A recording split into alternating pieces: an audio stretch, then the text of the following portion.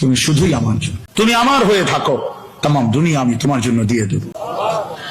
ওয়াল্লাযী খালাকা লাকুম মা ফিল আরদি জামিআ ওয়া সাখখারা লাকুম মা ফিস সামাওয়াতি ওয়াল আরদ, সব তোমার জন্য। এজন্য আল্লাহ তাআলা আমাদেরকে আখিরাতের জন্য বানাইছেন, নিজের জন্য বানিয়েছেন, আল্লাহ তাআলার গোলামি করার জন্য বানিয়েছেন। অতএব যে উদ্দেশ্যে বানানো হয়েছে, সহজ কথা মনে রাখবেন, ওই কোন বস্তু দ্বারা যদি ওই উদ্দেশ্য পূরণ না হয়, মানুষ সেই বস্তুকে ছুঁড়ে মারে। কথা বুঝেন নাই?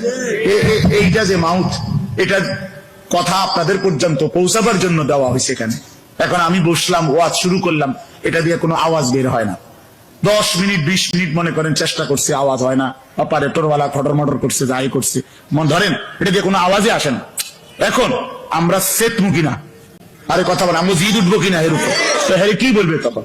হেরে সেট উঠলে আমি কি কমু বেটা, তোর এটা মাইকো না মাইকের জাতো না, দূর তোর ফিসা দিয়ে বলবে কিনা বলেন? এটা মাইকো না মাইকের জাতো না, কারণ এটাকে যে উদ্দেশ্যে বানানো হয়েছিল সেই কাজটা তো দিচ্ছে না। অতএব আল্লাহ তাআলা মানুষকে বানাইছেন আল্লাহর গোলামি করার জন্য, লিয়াবুদুন, সিজদার জন্য, গোলামির জন্য, বন্দেগীর জন্য, আখিরাতের জন্য। অতএব বন্ধু, যেই মানুষের দ্বারা গোলামি হয় না, সিজদা হয় না, বন্দেগী হয় না, আখিরাতের ফিকির হয় না, তুমি মানুষ না, মানুষের জাতো না বেটা, মানুষ না বেটা, তুই মানুষের জাতো না বেটা।